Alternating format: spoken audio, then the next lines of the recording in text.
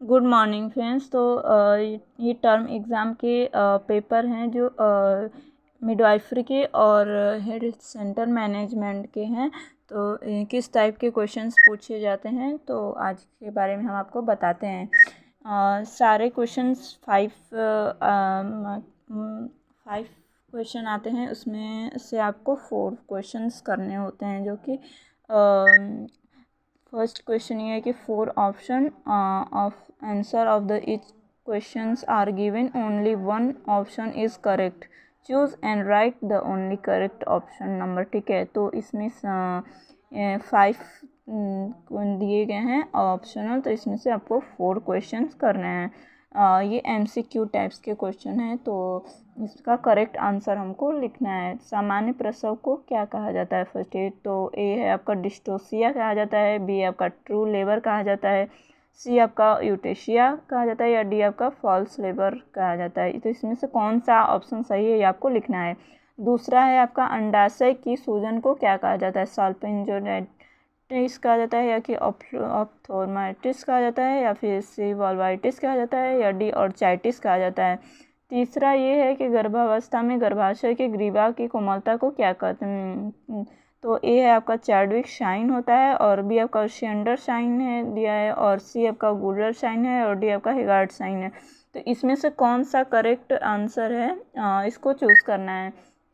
ये दर्दनाक मासिक धर्म के लिए चिकित्सा शब्द है, तो ए मेनोपोज है, बी है आपका डिस्मिनोरिया, सी है आपका ओवेल्युएशन है, और डी आपका मेट्रोरेजी है। तो इसमें से सही आंसर को आपको लिखना है।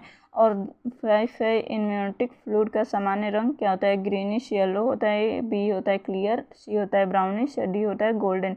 तो इन सब 5 क्वेश्चन में से आपको जो भी 4 क्वेश्चन ईजी लगे वो आपको लिखने हैं। और सेकेंड है आपका choose right and wrong in the following statement. इसमें भी आपका 5 दिया है, इसमें से ट्रू एंड फॉल्स है। तो फर्स्ट ये कि गर्भनाल में एक धमनी तथा 2 नसें होती हैं, सही है या गलत है। और दूसरा है ओलिगोहेड्रोमिनियोस का अर्थ होता है एमनियोटिक फ्लूइड का उच्च स्तर, ये सही है या गलत है। तो इसको आपको लिखना है। यूट्रस का वजन गर्भावस्था के समय 900 से 1000 ग्राम होता है, ये सही है या गलत है, इसको भी आपको करेक्ट आंसर लिखना है। अपगार स्कोर की सामान्य सीमा 7 से 10 होती है, ये सही है या गलत है। तो इसको ऑप्शन को सही आपको लिखना है सही से। और भ्रूण की पहली हलचल को लाइटनिंग कहते हैं, ये सही है या गलत है। तो इसमें आपको 5 क्वेश्चन दिया है, इसमें से आपको 4 क्वेश्चन जो भी आ रहे हैं वो आप लिख सकते हैं। ठीक है, और फिलिंग द ब्लैंक्स तीसरा क्वेश्चन है, तो इसमें भी 5 क्वेश्चन दिया है। जैसे कि मासिक धर्म की स्थायी समाप्ति को कहा जाता है डैश डैश, तो इसमें जो भी आपका सही आंसर है उसको आप लिखिए। और दूसरा है आपका माँ का पहला गाढ़ा पीला दूध डैश डैश कहलाता है, तो क्या कहलाता है, इसका नाम लिखना है आपको। तीसरा है कि शिशु का जन्म प्रसव की डैश डैश में होता है, तो इसका सही आंसर आपको लिखना है। और चौथा है आपका भ्रूण की हृदय की गति सामान्यतः dash dash beat per minute होती है। तो और फिफ्थ है आपका जन्म के तुरंत बाद भ्रूण पर वाइट क्रीम पैचेस को डैश डैश के रूप में कहा जाना जाता है, तो इसमें आपको फिल करना है।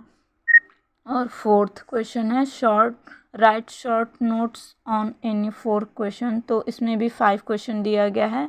तो फर्स्ट ये है ब्रेस्ट कैंसर, बहुत अच्छा क्वेश्चन है, और ये आपका गाइनो से रिलेटेड क्वेश्चन है।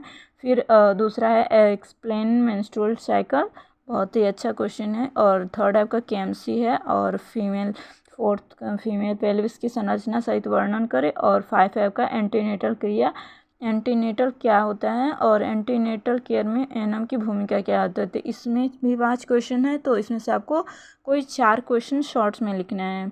और 5 है right long types answer any 4, तो ये लॉन्ग क्वेश्चन होता है, तो इसमें भी 5 क्वेश्चन दिया गया है। और इसमें एनीमिया को डिफाइन करना है, और एनीमिया के कारण क्या हैं, लक्षण क्या हैं, गर्भवती महिलाओं में एनीमिया के प्रबंधन के बारे में बताना है। और आपका दूसरा क्वेश्चन है प्री एक्लम्सिया का संक्षिप्त वर्णन करना है। और आपका सही है प्लेसेंटा प्रीविया को परिभाषित कीजिए, प्लेसेंटा प्रीविया के प्रकार और प्रबंधन के बारे में बताना है, ठीक है। और 4 क्वेश्चन ये है कि टॉर्च इन्फेक्शन का विस्तारपूर्ण वर्णन करना है, और 5 क्वेश्चन है आपका लेबर को डिफाइन करना है और लेबर के स्टेजेस का उनको वर्णन करना है। तो बहुत ही अच्छे क्वेश्चंस आए थे, और इसको आपको 5 में से 4 कोई भी क्वेश्चन अगर इजी लगे तो आपको लिख लेना है। और अगर आप अच्छे से रिवीजन करेंगे और अपने पुराने पेपर्स जो भी जिस भी ईयर का है उसको आप ज़्यादा से ज़्यादा उसको रिवीजन करते रहिए, उसको लिखते रहिए। इससे आपका एएनएम का जो भी एग्ज़ाम पेपर है उसमें आपको हेल्प मिलेगा। तो thank you. Like share subscribe after watching my video. Thank you friends.